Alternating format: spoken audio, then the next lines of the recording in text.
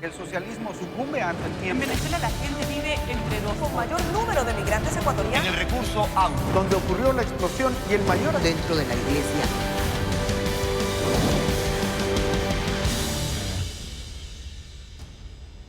Amigos, bienvenidos. Los recursos económicos asignados a la cultura en entredicho. Los cuestionamientos se dan porque el dinero que sale de la Casa de la Cultura ecuatoriana no estaría siendo adjudicado equitativamente. Los núcleos provinciales de esta institución reclaman el dinero que les corresponde y que, según varios de sus directores, no les llega de acuerdo a sus necesidades. Contrario a esta realidad, el Ballet Nacional de Ecuador es uno de los señalados por las millonarias asignaciones que recibe y las carencias en las que sus elencos artísticos afirman encontrarse. Falta de equipamiento esencial para sus ensayos y presentaciones con fines políticos se suman a las acusaciones que hablan de escasa transparencia en esta institución. Hernán Higuera recorre los escenarios para contarnos si existiría un manejo irregular de los fondos de la cultura.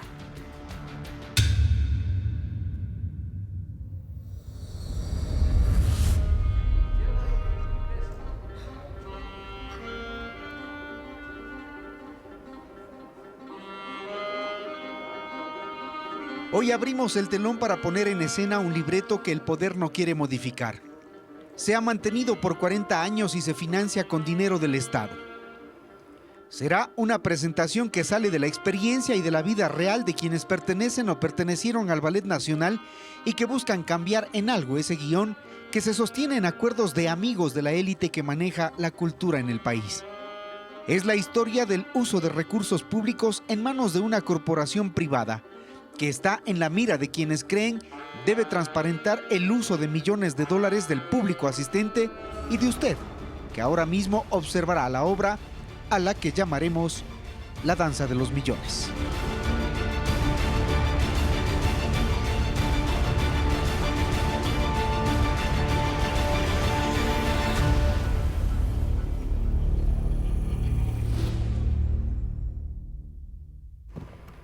Contar cómo y con qué herramientas trabajan no debería significar un problema, más cuando recursos fiscales son los que pagan los sueldos de bailarines, tramoyistas, iluminadores, sonidistas, técnicos y administrativos que ya antes de que salga este reportaje han sido algunos advertidos, amenazados y hasta disgregados por quienes defienden un sistema de administración en esta, la Casa de la Danza.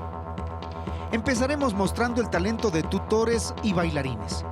Jóvenes hombres y mujeres profesionales que dedican horas de ensayo, disciplina y espíritu de superación para llegar a presentarse ante su público. Cuando se abre el telón son ellos la cara visible de una institución como el Ballet Nacional del Ecuador. Son trabajadores a los que cultural y laboralmente no se los reconoce por su esfuerzo, pese a que cada presentación es un éxito y en gran parte por ellos. Creo que reconocer el trabajo que nosotros hacemos, que es un trabajo profesional, en el cual nos estamos esforzando todos los días, de 8:30 a 2:30 de la tarde, creo que es importante. Creo que reconocer eso, que esto no es un hobby, que esto no es voy y me paro en un escenario a bailar y a verme bonito, sino que hay todo un trabajo detrás, que es el que hay que valorar. Lo dicen abiertamente a quienes les pagan y dirigen. Lo expresan con justicia porque son pocas las veces que lo han podido hacer. Lo hacen porque se cansaron del statu quo en donde la gente mira una obra, la ovaciona, la admira, pero no imagina lo que hay detrás de ella. Más cuando la institución que los agrupa, denuncian, no los reconoce como debería. No es que sea 100%, por decirlo así, favorable para el bailarín. Si tú haces una encuesta a los exageradamente 65 bailarines que somos, ¿qué tan bien se sienten en el Ballet Nacional de Ecuador? Te aseguro que más del 85% te va a decir que no se siente bien. Que lamentablemente está ahí porque es un sector, los bailarines tenemos un sector muy vulnerable en donde si no hay ese lugar, entonces no tienen donde trabajar. Entonces, todo este tiempo estamos bajo la presión de que es el único lugar para trabajar.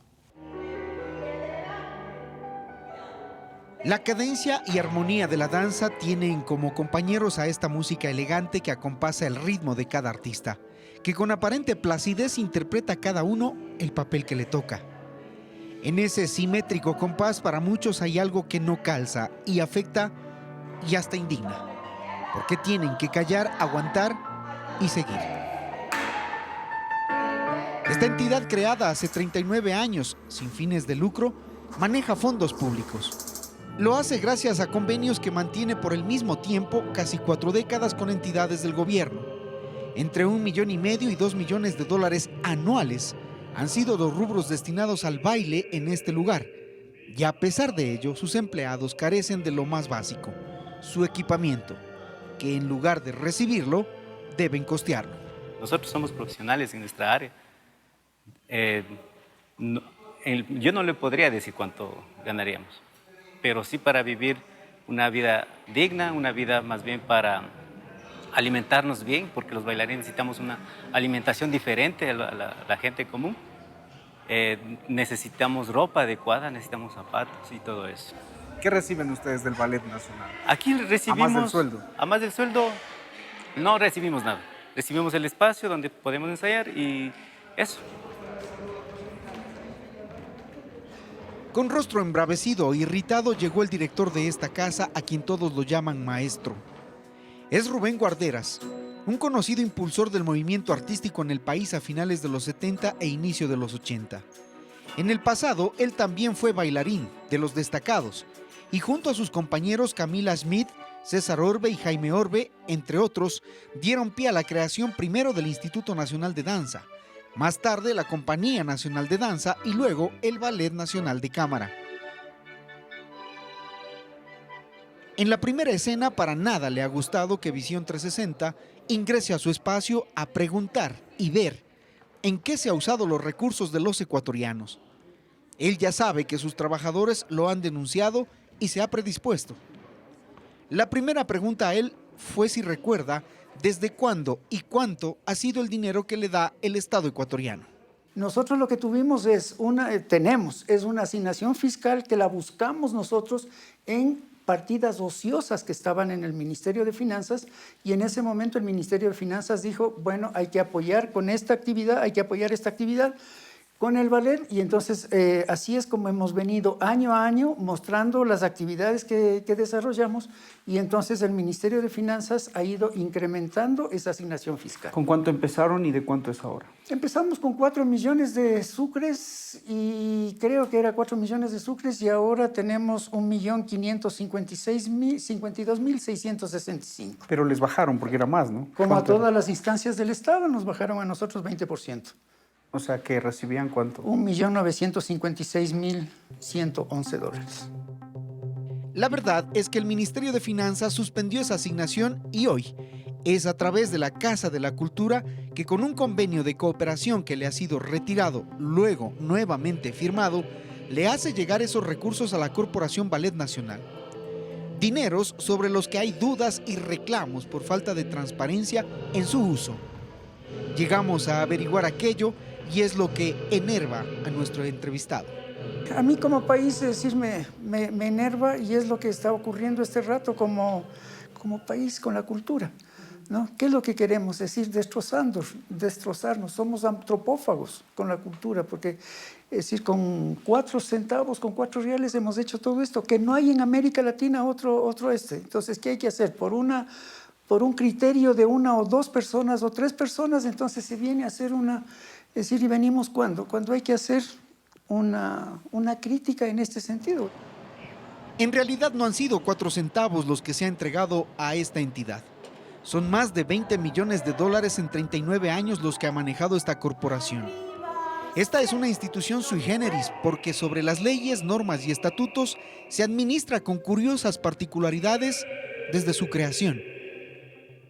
En la estructura de los entes de administración del ballet se establece que jerárquicamente debió ser dirigido siempre por una Asamblea General de 5 miembros y luego por una Junta Directiva, también con 5 miembros. La Asamblea la conformaron desde hace 39 años Camila Smith, ex esposa de Rubén Guarderas, Inés Oviedo, los hermanos César y Jaime Orbe y el mismo Rubén Guarderas. La segunda entidad jerárquica, la Junta Directiva, la integraron, curiosamente, los mismos 5 miembros de la Asamblea, que han resultado inamovibles durante todo este tiempo. Aunque hoy de los 5 quedan 3 miembros. Las damas renunciaron y quedaron Guarderas como director y los hermanos Orbe como coordinadores. Como la corporación sin fines de lucro no puede pagarle sueldo, los 3, por decisión del director Guarderas, mantienen además una relación laboral con el Ballet Nacional y cobran sueldo como funcionarios públicos. Es decir, son directivos de la corporación privada, son sus autoridades y además empleados estatales. Es necesario aclarar que 7 días antes de la emisión de este reportaje, 2 miembros más de la Junta, los hermanos Orbe, renunciaron a sus cargos, abandonando a Guarderas. El escritor Simón Zavala, quien es además abogado de los trabajadores del ballet, afirma que hoy quieren romper el silencio y denunciar lo que ellos llaman la eterna ilegalidad en la que vive el Ballet Nacional, esa que los ha llevado a una situación de crisis laboral y financiera, asegura. No es la jerarquía artística que tiene el ballet ecuatoriano de cámara.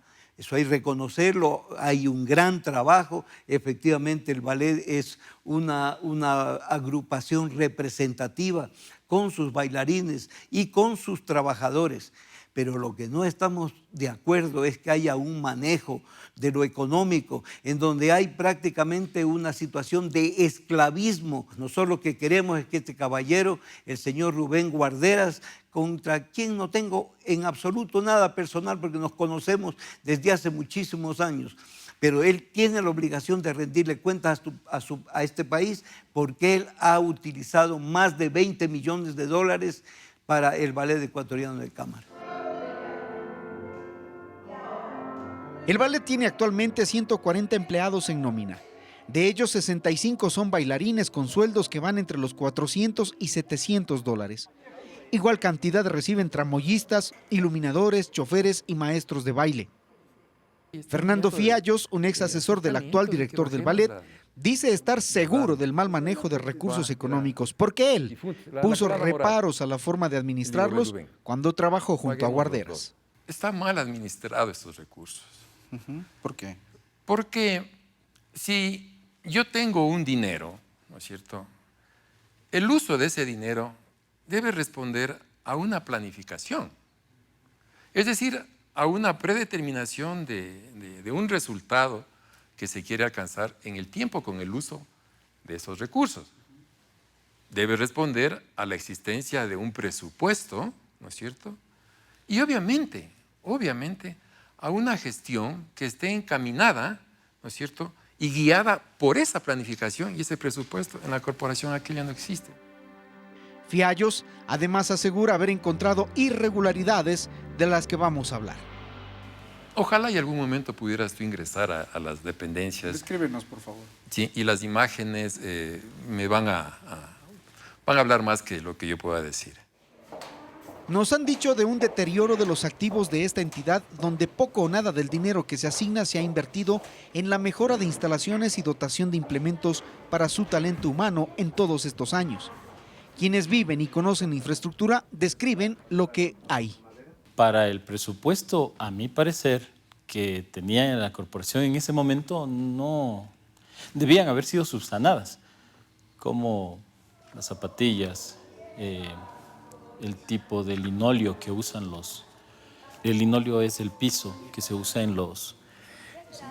sí, entonces eso tienes que irlo cambiando y tienes que irlo reparando, incluso tienes que tener una situación antiséptica para que todos puedan convivir dentro del lugar de trabajo.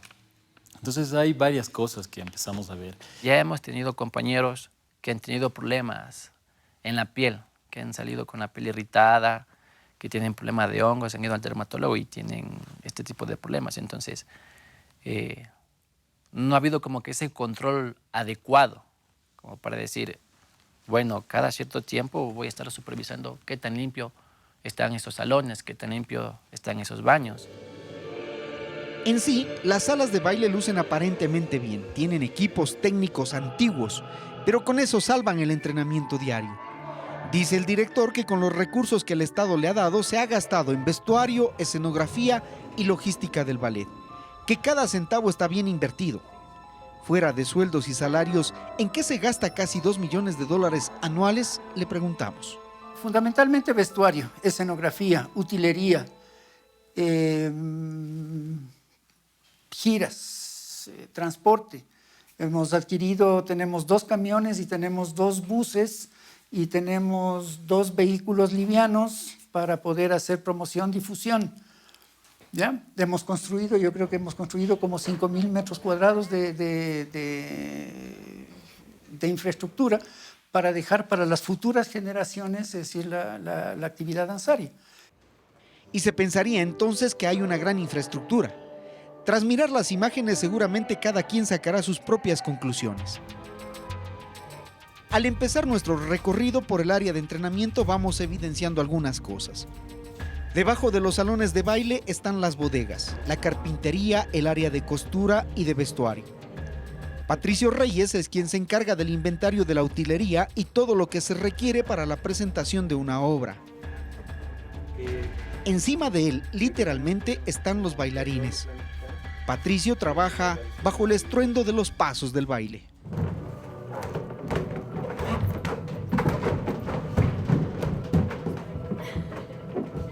Bajo el mismo manto de polvo que por el baile flota en el ambiente, trabaja la costurera y así es todos los días. Cuentan con permiso de funcionamiento de los bomberos pese a que las salidas de emergencia son difíciles de encontrar. Y en caso de presentarse una, Patricio, por ejemplo, por su condición, tendría problemas para salir de aquí. En bodega hay elementos livianos y pesados, de madera, metal y esponja. Patricio nos cuenta que para sacarla se hace de forma manual. Los tramoyistas son cargadores porque el tecle o grúa que servía para elevar lo más pesado está dañado desde que 2 de sus compañeros cayeron mientras sacaban escenografía. ¿Dónde sucedió el accidente? ¿Y en cómo? el tecle, en el ascensor. Los compañeros descargando asuntos de tramoya, se desprende el tecle y caen más o menos unos 7 metros. La falta de insumos en aspectos de seguridad. Vemos que hasta este momento donde se sufrió el accidente, la situación es precaria aún. O sea, no se han tomado las medidas correctivas que ameritaba el caso. Fabián Cuenca, auxiliar técnico, es uno de los accidentados. Resultado del accidente, tengo un porcentaje de discapacidad del 32% y una prótesis que hace un mes me fue colocada en la pierna izquierda. ¿Y ante esto cómo respondió el ballet? El ballet notificó como accidente laboral, sí, pero hasta ahí. Riesgos de trabajo, lamentablemente, no sé por qué razón no hizo las debidas investigaciones del caso, no sé qué pasó, entonces quedó hasta ahí. Y el tecle sigue en las mismas condiciones, sin reparación. Es una estructura artesanal que debe ser analizada en cuanto a las especificaciones técnicas con las que se lo construyó, porque estaba y está sujeto a una viga del edificio.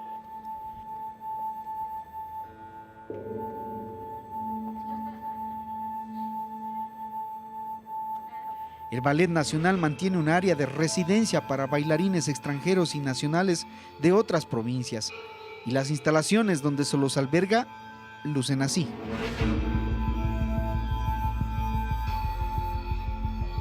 En otra parte vemos las adecuaciones para el área de carpintería y pintura. Luego un sótano lleno de implementos de madera y metal. Aquí se guarda escenografía que tiene la misma edad del ballet. ¿Qué se pediría entonces? Aquí, o sea, espacio, otra bodega más grande, donde se pueda visualizar mejor cada lote de artefactos que tiene todas las escenografías. Quienes han hablado con Visión 360 se quejan del maltrato laboral que sufren, la actitud grotesca del director, el maltrato verbal y déspota con el que dicen ser tratados. Hay un esquema sistemático implementado por el director de miedo. lamentablemente, como la mayoría de los compañeros son bailarines y es muy difícil conseguir un trabajo en esta área, se la aguantan. Pero el lugar donde estoy, entren, hagan tomas. Yo no le tengo miedo al Señor. Yo solo, vuelvo y repito, tengo miedo a Dios, a nadie más. Y si es de irme, que me mande. Pero Él no le manda, sino que aquí le manda que le hagan a uno la vida imposible. Y basta ya, basta, basta. O sea, hasta aquí. Es evidente que el ambiente de trabajo en este lugar no es bueno. Pero pese a ello, el director exhibe como logro lo que según él nadie ha conseguido: captar 213,000 espectadores culturales en el 2018 con sus más de 200 obras de danza y 320 presentaciones anuales. Esas son las únicas cifras que exhibe y que a su decir justifican todos los gastos que se hacen.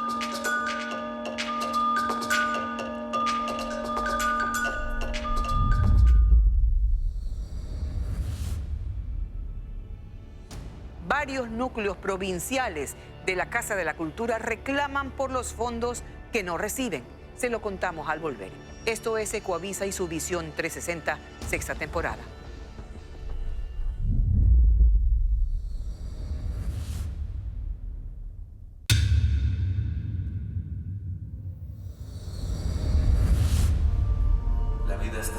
En la segunda escena de esta obra queremos saber a quién rinde cuentas el Ballet Nacional, porque buscamos la manera de acceder a las páginas de transparencia y hay información escasa para el $1,500,000 que se asigna cada año. Al no encontrarla, le pedimos a la máxima autoridad que nos cuente en qué se ha gastado el dinero todos estos años. ¿A quién rinde cuentas A la Contraloría General del Estado. ¿Directamente? Directamente. Mediante un informe mensual a la Casa de la Cultura Ecuatoriana. Si ustedes van a la Casa de la Cultura Ecuatoriana, les van a dar un informe mensual de todos y cada uno de los gastos que nosotros incurrimos cada mes. ¿Qué tipo de garantías emite la corporación en favor del Estado por el buen uso de los recursos? La actividad que nosotros hacemos y la actividad mensual. La información en la Casa de la Cultura no está completa. Su página web de transparencia no tiene todos los detalles de los gastos hechos por el ballet. La propia Contraloría General del Estado, cuando ha realizado auditorías, cita las escasas formas de rendir las cuentas en esta entidad. Así lo dice, por ejemplo, este informe de Contraloría que examinó ingresos y gastos del Ballet Nacional del 2006 al 2009. Allí se da cuenta y habla, por ejemplo, de la escasa colaboración de autoridades y funcionarios que argumentan robo y pérdida de documentos originales para impedir una auditoría adecuada. Es documentación oficial. Hace 10 años, Contraloría ya evidenciaba el incumplimiento de la disposición legal que obligaba a informar a la Casa de la Cultura sobre los gastos realizados por el ballet. Pero hay algo mucho más grave y tiene que ver con un supuesto desvío de recursos. $500,000 para ser exactos. El maestro Guarderas ha dicho que todas las presentaciones de los bailarines son gratuitas, que en algún momento se hizo autogestión, pero que fue insignificante el ingreso. Desde el nacimiento, desde que ingresamos nosotros al Consejo Provincial de Pichincha, nuestra disposición fue hacer todas y cada una de las actividades gratuitas, porque creemos nosotros que en este momento hay que hacer, y que en todo momento la cultura debe estar al servicio de la sociedad. Sin embargo, en el 2010 la propia Casa de la Cultura se mostró sorprendida porque al director del ballet, la Contraloría le encontró una cuenta bancaria a su nombre donde le depositaban pagos por presentaciones artísticas del ballet en instituciones públicas y privadas. La creación escenográfica y montaje técnico. El depósito encontrado fue de $358,363, que incluía además pagos hechos por el municipio de Quito y cobro de matrículas de inscripción de niños en la Academia Metro Danza, una entidad creada por Guarderas para formar bailarines y que a propósito funciona también con dinero público del ballet. Detectan una cuenta corriente, ¿sí?, de uso personal de Rubén Guarderas, en los que se depositaba el dinero que ingresaba por la venta de las presentaciones, ¿sí?, y por los aportes que para esos años me parece hacía la municipalidad. Los sumados los dos llegan al $500,000. No es una cifra menor. Pero así sea una cifra menor. ¿Y el dinero de las ventas normalmente a dónde debería ir? A la única cuenta de la corporación, pues. Porque lo que se vende es el resultado del trabajo de los trabajadores, valga la redundancia, pagados por la corporación. Le preguntamos al maestro Guarderas, quien nos habla de cifras que se contrarían a las que constan en el examen de Contraloría. Que es hurgar en una cosa de esas que ya está finiquitado, digamos, por Contraloría, que es el máximo organismo que regula y hace toda esta cuestión. Entonces, yo lo siento así. Descargué eso porque son $13,500 y esos $13,500 lo demostré yo en el año 60 y, no sé, es decir, en el año 2013, que creo que es, de que es mi actividad privada particular, porque yo aparte soy coreógrafo. Entonces yo lo mostré y le dije, ¿dónde está? Es decir, primero que las obras sean de Ballet Ecuatoriano de Cámara. Segundo, que sean bailarines del Ballet Ecuatoriano de Cámara. Tercero, que sean, es decir, que hayan sido generadas por el ballet. Entonces por eso la Contraloría dijo, si no hay esto, es decir, fue desvirtuado por la Contraloría. Y desde ahí, para que no haya absolutamente ningún problema, no he hecho nunca más una actividad lucrativa para mí. Curiosamente, con todas las irregularidades encontradas, nunca Contraloría ha establecido glosas ni responsabilidades de ningún tipo. Y hace ya varios años se arrastran dudas en un grupo de trabajadores del ballet sobre las justificaciones ante el organismo de control. Nosotros conocemos perfectamente bien que nunca cumplió las recomendaciones de la Contraloría General del Estado y vamos a solicitar la información correspondiente a la Contraloría, porque de ahí tiene que aparecer también, porque si se han limpiado o se han licuado muchas de las cosas sobre las que existe una sospecha inmensa, bueno, entonces también esos funcionarios de la Contraloría van a tener que responder.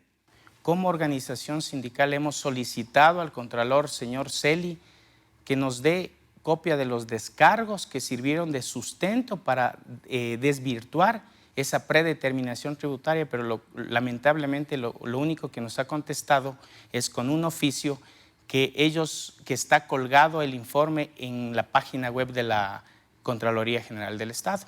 Ahora bien... Pero nunca se dieron cuenta que hay en descargos. Jamás. Y tenemos presunciones de que hay algo más, pero eso debería ser el trabajo de la Contraloría General del Estado.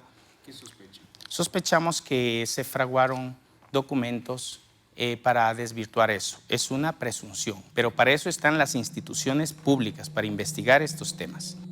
En un segundo examen que Contraloría realizó en el 2014, nuevamente se evidencian cobros por presentaciones que no fueron a las cuentas del Ballet Nacional, entidad pública. Ahí se conoce que los mismos directivos del ballet, de la Asamblea y de la Junta crearon además una fundación de carácter privado y la llamaron Fundación Ballet Nacional. La dirige Rubén Guarderas y los mismos miembros de la corporación. Esa fundación, según se lee en ese segundo informe de Contraloría, cobraba por presentaciones de los bailarines del Ballet Nacional. Se habla de un cobro de la mencionada fundación por $74,592. Según dice en el descargo, el director fue por equipos de iluminación y sonido, implementos artísticos, montaje escénico que la fundación ha prestado al Ballet Nacional, mientras que la presentación de los bailarines ha sido gratuita. Otro tema que preocupa en la sede de la danza del Ecuador es el manejo de los sueldos que perciben los eternos directivos y sus más allegados. La Contraloría le dice a él de que en materia de remuneraciones tiene que coordinar con Casa de la Cultura, con otras instancias, para determinar la estructura salarial. No se ha dado cumplimiento a aquello. Hay una resolución de Junta Directiva, me parece que 2014 o 2015, en donde se establecen los sueldos o las remuneraciones del personal según los cargos. Y es fácilmente verificable. Por ejemplo, a él mismo, el puesto de él se fija una remuneración de 3.300 y pico. En la realidad le pagan $4,000 más. El sueldo del director del ballet es el equivalente al de un subsecretario de Estado. El puesto de supervisor de Metrodanza.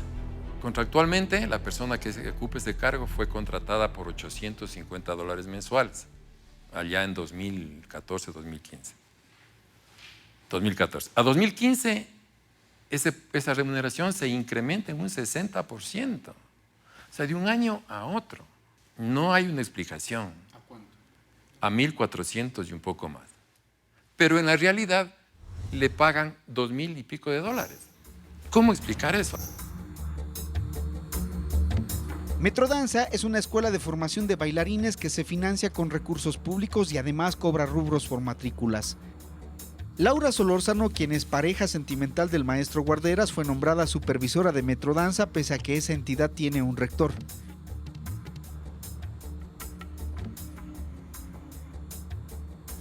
Que haya una serie de gentes que quieran, es decir, mirar eso como que hay una... Nepotismo, que hay dice. Nepotismo, un dice. nepotismo. Bueno, es decir, no sé, en el arte no hay nepotismo. En el arte no existe nepotismo, porque ¿qué artista ¿Por qué en no es el arte casado? no existe nepotismo? Porque todos los artistas somos casados entre artistas. Porque ¿quién soporta el que estemos con tantas giras y con tantos viajes y con tanto eso? No hay una familia normal, si queremos llamarle eso, una familia normal que resista esos viajes. Digo, los compañeros recién le decía. Pero la los normativa compañeros, no disgrega, ¿ah? maestro. La normativa sí disgrega, la normativa sí La está normativa ahí. establece Bueno. el nepotismo en todo ámbito en el sector público. Bueno, cuando No eres hace casado, disgregación en el arte. cuando eres casado y cuando tienes esa actividad, yo sí digo, y no sé. Todo esto y más ha sucedido bajo la mirada y actitud de los demás miembros de la Junta Directiva y la Asamblea General de la Corporación durante casi 40 años.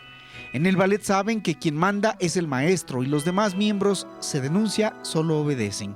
Siendo dineros públicos los que están de por medio, la información del gasto es escasa.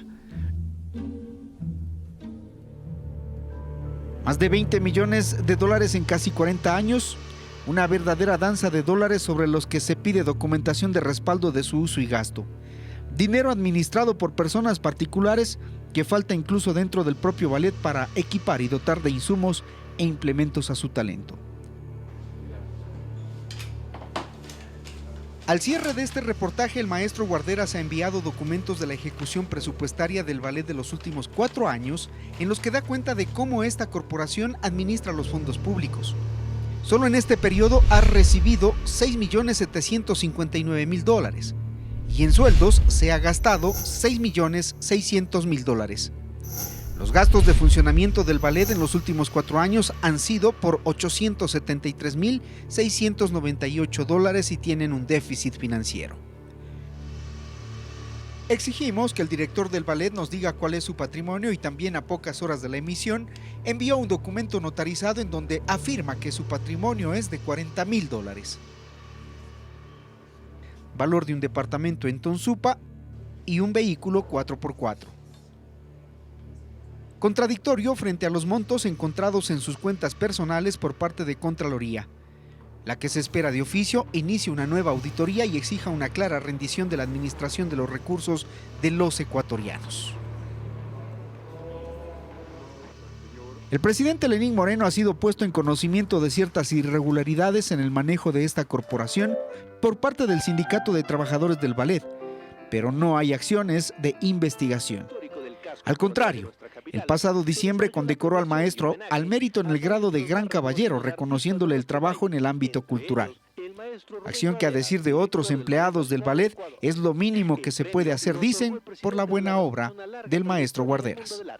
Es una larga trayectoria de trabajo artístico que realmente aporta al país, forma bailarines, recibe bailarines de otros lugares también. Está dotado de todo lo necesario, de todos los implementos para poder hacerlo. Yo tengo 15 años y soy testigo de esta labor. Yo estoy muy agradecido porque es una institución que me ha dado todo para crecer profesionalmente. ¿Qué es todo? Me ha dado estabilidad económica, me ha dado estabilidad artística, emocional. Tengo un empleo seguro, recibo mi sueldo todos los meses, me permite tener un lugar donde vivir, tengo mi estabilidad económica. ¿Tú vives en la residencia del ballet? No, vivo afuera del ballet. Ya. Ujú. ¿Estás afiliada al Seguro Social? No, por lo del intercambio cultural, Ujú. yo tengo el Ecuasanitas, ese sistema de salud. ¿Seguro privado? Ajá, seguro privado. ¿Y por qué no te han afiliado al Seguro Social? Porque así es con el intercambio cultural. Según el Ballet Nacional, es lo que procede con residentes temporales. Curiosamente, esta bailarina, que lleva más de un año perteneciendo al Ballet Nacional, recibe un seguro privado, de acuerdo a la Ley de Movilidad Humana.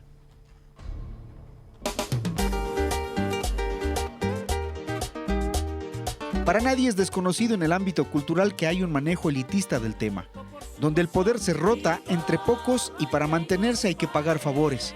Para muestra un botón, dice el libreto. Los bailarines actuales y los ex bailarines como Carlos Jiménez denuncian el abuso que se hace con su talento. Por ejemplo, en las campañas, inclusive de Lenín Moreno, de la hija del presidente de la Casa de la Cultura, la señorita Camila Restrepo, en su campaña política ahorita, hace un año, 2018, se bailó la corporación. Nosotros bailamos ahí, el ballet urbano bailó. Y eso ahí, puedes, como te digo, puedes buscar el enlace en internet y ahí ves cómo se utilizan estos recursos. El Ballet Nacional ha estado en campañas políticas y todo costeado por los ecuatorianos para beneficios particulares de pocos. Sobre esto tampoco la autoridad ha dicho absolutamente nada. Bailamos con la desde Correa, desde el 2015, con Lenín Moreno, Bota 35, sí, la que era una versión remix ahí, de un reggaetón, ese reggaetón lo bailamos.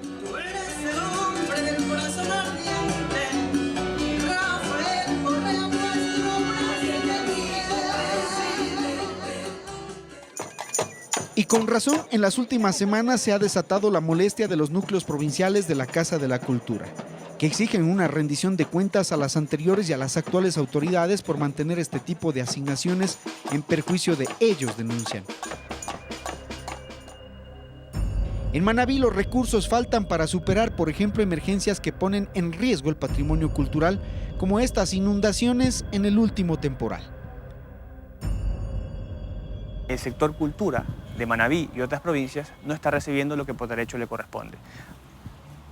Y las deficiencias son abismales, es decir, estamos hablando de que el presupuesto de Manabí, la tercera provincia más poblada del país, una de las más extensas, que en ella habitan miles de trabajadores de la cultura en todas las aristas del arte, recibe apenas el 2,4% del presupuesto total de la Casa de la Cultura. El nuevo ministro de Cultura no se pronuncia aún sobre este tema, pero las protestas ya le llegaron a su puerta, en reclamo de un trato justo, equitativo, porque como están las cosas, los núcleos provinciales de cultura están por morir. Los actores y gestores culturales están limitados. Esta forma de pensar es la que les hace actuar de esa manera, preservando sus élites, preservando sus amigos, preservando sus familias. Y miremos lo que pasó en el último tiempo a nivel del Ministerio de Cultura, a nivel de la Casa de la Cultura. El exministro de Cultura que sale de la Casa de la Cultura, ¿qué es lo que hizo? Trasladar ese sistema. El presidente de la sede nacional se encuentra, era el asesor anterior del ministro, su hija pasa a ser jefa de despacho del ministerio. Estamos hablando de un sistema que hay que romperlo, porque la cultura no son ellos. La cultura del país no la hacen estas élites.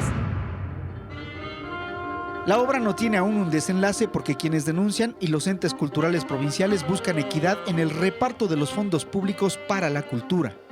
Aguardan un pronunciamiento de las entidades de control sobre este tipo de administración de fondos públicos y el ballet. Sus trabajadores, sobre todo los administrativos, buscan que todo se quede como está. Como en toda obra, se depende del resultado, ya sea para aplausos u ovaciones, o para repudio y rechazo del público.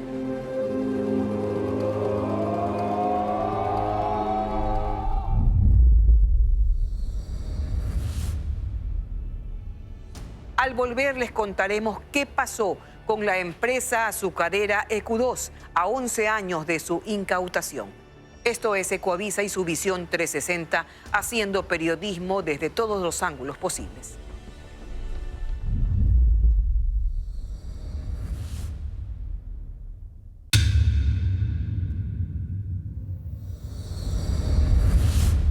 Era 2008. El gobierno anterior incautaba el grupo de empresas de los hermanos William y Roberto Isaías. Entre aquellos negocios estaba el ingenio azucarero EQ2, catalogado como la joya de la corona por generar millones de dólares en utilidades. Sus trabajadores quedaron en la incertidumbre, pero se les ofreció la venta exclusiva del 30% de las acciones de este ingenio. Han pasado 11 años y la promesa no se cumplió. Llegaron demandas laborales y el 70% de acciones se vendió a un grupo extranjero en medio de cuestionamientos. José Alvarado sigue las pistas de lo que ocurrió detrás de la venta de este ingenio de conflictos.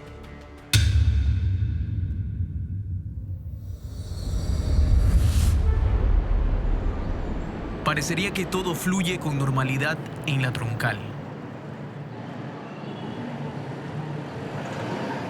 Este cantón de la provincia de Cañar está encadenado a una historia muy cercana al sector productivo del Ecuador.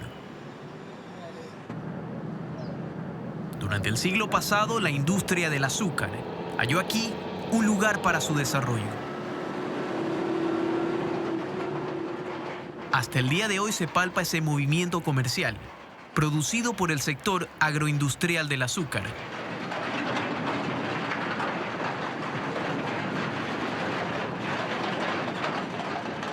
Los zafreros son quienes recorren los campos para cortar la caña y dan inicio al proceso de producción.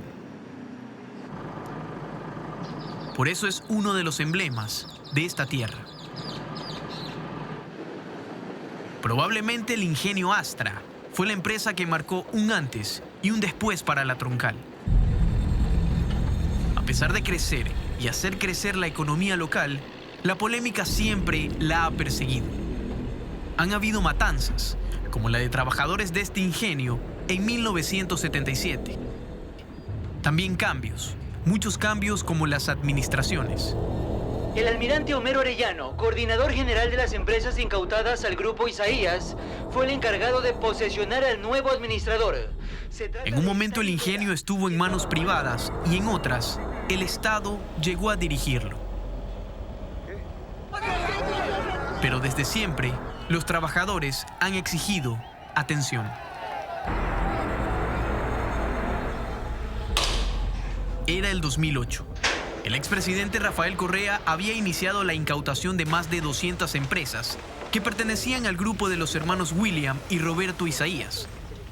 Durante los 90, Astra fue adquirido por los empresarios y cambiaron su denominación a EQ2. Nosotros pasamos a controlar estas instalaciones. El anterior mandatario señaló a quienes eran dueños de Filambanco como parte de los culpables de la crisis bancaria de 1999 en el país. El Estado se apropiaba de un negocio de casi 4.000 empleados y con una valoración estimada de 238 millones de dólares en aquel año. Sin embargo, había otros planes. La primera empresa a venderse va a ser EQ2, el ingenio Astra. Ya se está valorando, ya se está preparando todo para la venta. Pero uno de los objetivos de nuestro gobierno socialista de izquierda es la democratización de la propiedad. Aquí solo 2% de la población son propietarios de las empresas del país. Eso es inaudito, ¿verdad? Entonces vamos a democratizar la propiedad y prioridad tendrán los propios trabajadores del ingenio Astra. Específicamente, el ofrecimiento era el siguiente. El 70% de las acciones de 10 empresas vinculadas a la cadena de valor del negocio azucarero y agrupadas en un holding denominado EQ2 sería vendido a un oferente privado a través de una subasta. El 30% quedaba reservado principalmente para que los trabajadores del ingenio compren dicho paquete. Mientras esto ocurría, hubo inestabilidad. El Estado pasaba a administrar la empresa mientras se alistaba la valoración del consorcio EQ2 para venderlo posteriormente. El fideicomiso AGD CFN No Más Impunidad fue la entidad que mantuvo las acciones. Su presidente era Pedro Delgado. En septiembre de 2010, el fideicomiso aprueba la valoración realizada por la empresa Merchambanza S.A., Según ellos, el grupo EQ2 más la deuda que acarreaba valía casi 239 millones de dólares. En marzo de 2011 se llamó a la primera subasta por el 70%. Para ejecutar esta venta existía un comité de subastas. Sin embargo, de acuerdo a un examen de la Contraloría General del Estado, el mismo fideicomiso fue quien se atribuyó funciones de dicho comité para declarar desierta la primera subasta y llamar a una segunda, en la que se disminuyó un 20% el valor del paquete. Con ese descuento, el valor bajó casi 48 millones de dólares y el total de EQ2 terminó en 191 millones. Aquí empiezan los cuestionamientos. El grupo peruano Gloria se adjudicó el 70% de este paquete por un valor de 133,8 millones de dólares. Para comprarlo, la inversionista tuvo que constituir un fideicomiso en el país y ahí se alineó con un administrador de una de las empresas incautadas a los Isaías. Eso era absolutamente ilegal. Ese socio, me parece que es de apellido Peña, jamás pudo haber intervenido en la compra de EQ2. De ningún porcentaje de las acciones, porque había prohibición expresa en el reglamento que había para la venta de los bienes que se incautaron a la banca cerrada. Carlos Bravo, quien fue gerente de la AGD, se refiere a Miguel Peña Valle, quien fue administrador de Producargo, una de las empresas que fueron parte de la incautación. Visión 360 se comunicó con Peña Valle, pero se abstuvo de dar su versión. De igual manera, por ejemplo, Esta participación no fue la única polémica de la venta. La modalidad de pago para el Grupo Gloria también fue señalada como irregular. La nueva dueña de EQ2 debía cancelar los 133,8 millones de dólares con un avance en efectivo de 16 millones. Para financiar el resto, la Corporación Financiera Nacional, CFN, le otorgó un crédito al Grupo Gloria emitido con certificados de pasivos garantizados. Es un papel que la CFN lo tenía a partir de la recepción que tuvo que hacer en el año 98-99 por las obligaciones que los bancos tenían con la CFN a partir del congelamiento de estos fondos. Eran pasivos, que lo que se le hizo fue darles valor a darle esta posibilidad de pagar la compra de bienes incautados a los accionistas de estos bancos cerrados mediante estos papeles.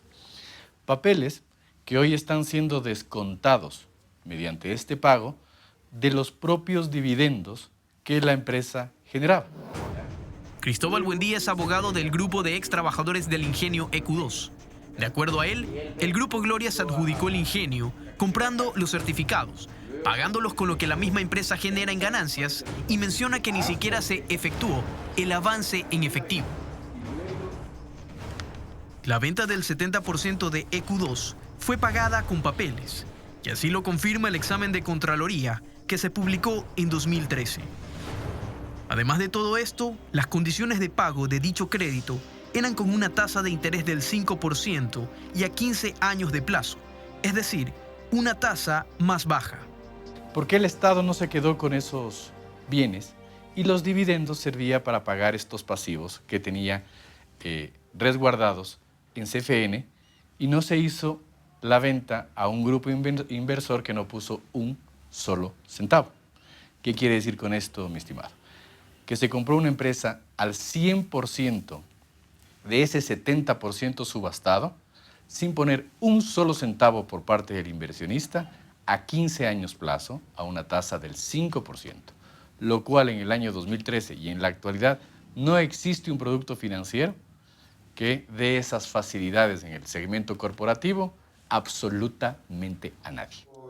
Para el exministro de Economía Fausto Ortiz, la venta del ingenio fue un negocio redondo para la única oferente. El cliente que compró finalmente el ingenio, si hubiera tenido que ir a la banca local a pedir un crédito, le hubiera costado más que ese 5%. Si hubiera tenido que ir a la CFN a pedir un crédito, le hubiera costado más que ese 5%.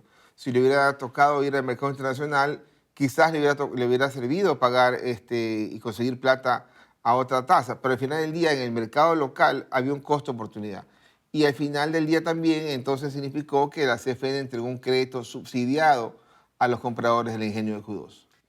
Estamos esperando la noticia oficial, pero hasta ahora... A través de su abogado y familiares, Visión 360 intentó comunicarse con Camilo Samán, quien fue presidente de la CFN al momento de la venta y que además calificaba como positiva la transacción, pero no obtuvimos una respuesta.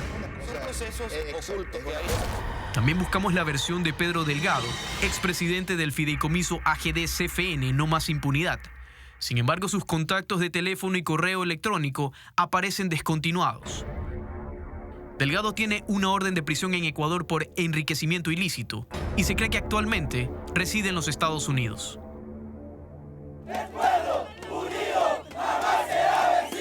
Los trabajadores del ingenio siempre han manifestado su inconformidad.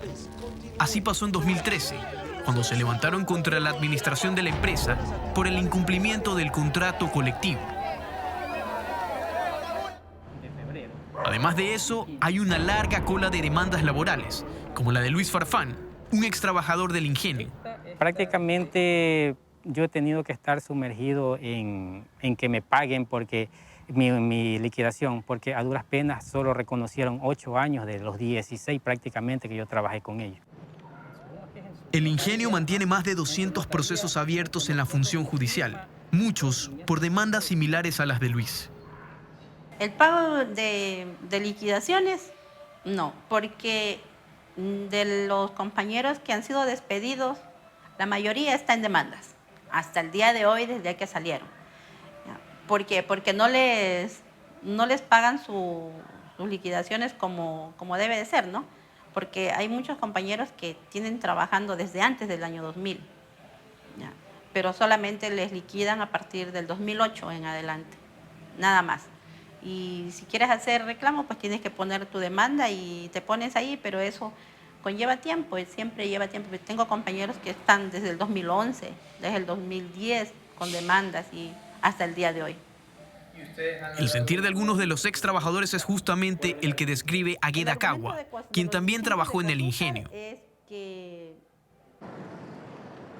Actualmente, EQ2 tiene otra denominación. Es el ingenio La Troncal. El Grupo Gloria continúa al mando de este negocio. El 30% que se había prometido a los trabajadores sigue en manos del Estado. Consultamos a la CFN sobre estas acciones, pero vía correo electrónico la institución manifestó que todo el patrimonio del fideicomiso AGD, CFN No Más Impunidad, está en un proceso de traspaso al Banco Central. Sin embargo, esta última entidad explicó que la delegación a cargo del traspaso de dichos bienes no es parte de su estructura, a pesar de constar en su directorio. Nuestro pedido al final no fue atendido.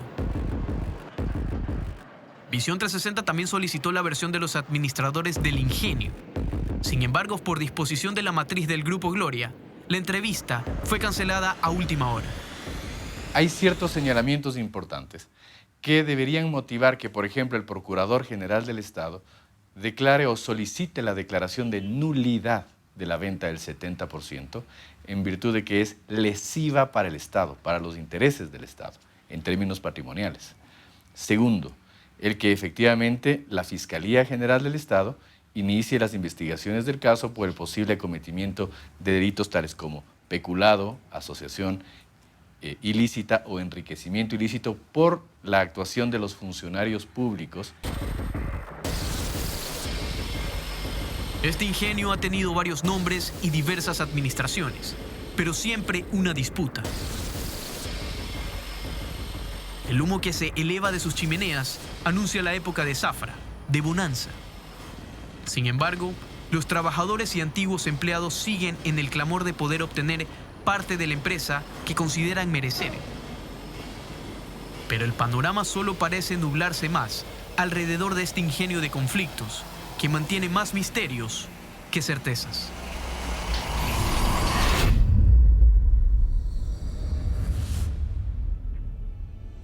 No cambie de canal porque aún tenemos más. Esto es Visión 360, sexta temporada.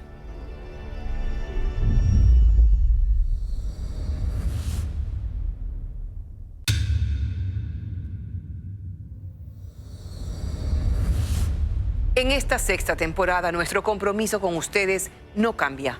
Visión 360 trabaja arduamente para llevarles cada domingo la verdad detrás de cada historia. Aquí un adelanto de los temas en los que estamos trabajando.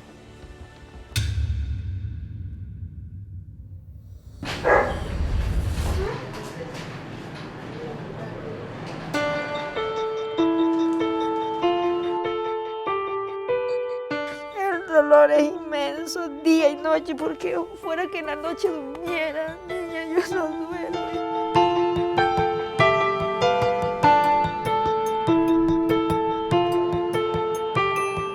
Entonces yo le digo, ¿pero qué tenemos que hacer, doctor? Primeramente hice sacar la cita con el traumatólogo, Sí, pero dijeron pues que sí. no había No hay agenda. agenda. No hay agenda. Y ahí esperar unos 3 meses para que le den la cita, para que el doctor de traumatólogo la pueda atender. Mientras tanto, ella va a estar con el dolor así como usted la está viendo. ¿Qué haría falta para que un médico como usted, especialista, decidiera ir a trabajar en el sector público? Entiéndase IES o Ministerio de Salud. Primero que haya aceptación, segundo la infraestructura no está adecuada y no está como para que un médico flebólogo o linfólogo esté a ese nivel. Para nadie es atractivo y por poner un ejemplo referencial, un traumatólogo, que es una de las especialidades que usted no va a encontrar comúnmente, va a ganar $2.800 en el servicio público, pero en la práctica privada en un solo día puede hacer esos mismos $2.800. Por obvias razones a los especialistas no les interesa trabajar para el Estado. Ya nos ha sucedido que en algún momento hemos buscado la oportunidad de que se abra la plaza y durante ese tiempo hemos tenido ya un especialista listo para poder entrar, pero mientras se da la oportunidad y se apertura la plaza, ya el especialista se ha ubicado en otra casa de salud. Se lo ubica y ya está trabajando. Algún tiempo he estado asistiendo a consultas médicas de medicina general para que me agenden a un especialista, pero no había cupos. ¿Cuánto tiempo esperó por la cita? Como unos 6 meses siquiera.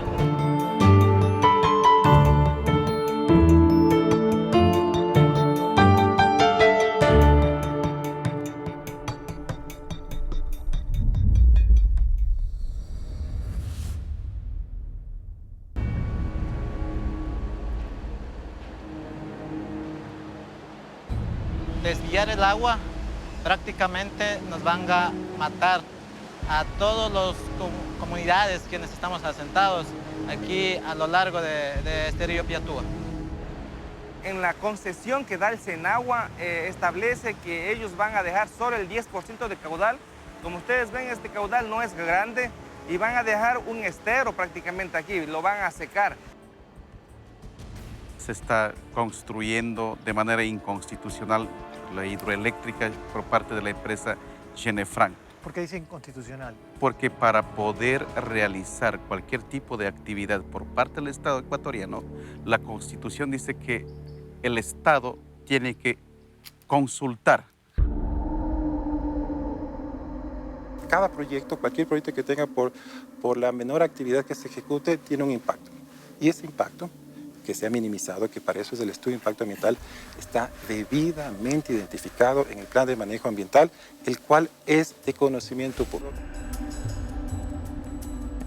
Esta está entre las zonas más biodiversas del mundo. En el Ecuador tenemos básicamente lo que es los Yanganates, lo que es Galápagos y lo que es Yasuní y el Sumaco.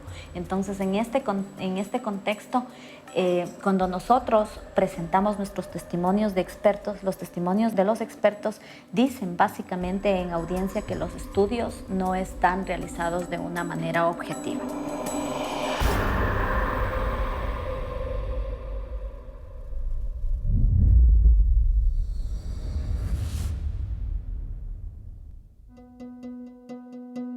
Las poblaciones de los países que tienen economías débiles no tienen grandes investigaciones en número, entonces siempre han sido desplazadas. Hay un sesgo en cómo se está tratando la temática y los datos de cáncer en el mundo. No se conocía el origen étnico de los pacientes y de los que se conocía era de origen caucásico. Nosotros, los latinos, estamos representados solo por menos del 1% en estos estudios. Me mostraron incluso un libro con los que ellos trabajan del Ministerio de Salud, de medicinas que a nivel mundial son obsoletas, ya no se usan, pero que en nuestro país los obligan a usarlas porque son más económicas. No es que yo no quise hacer nada, no es que mi familia no estuvo dispuesta, Quería demostrar que era el sistema de salud quien me dejaba morir.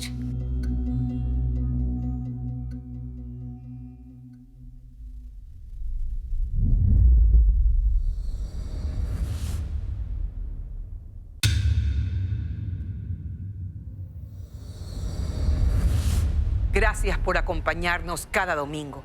Como todas las semanas, queremos seguir construyendo con ustedes el mejor periodismo posible. En Visión 360 seguiremos recorriendo, cuestionando y caminando hacia la verdad. Un abrazo.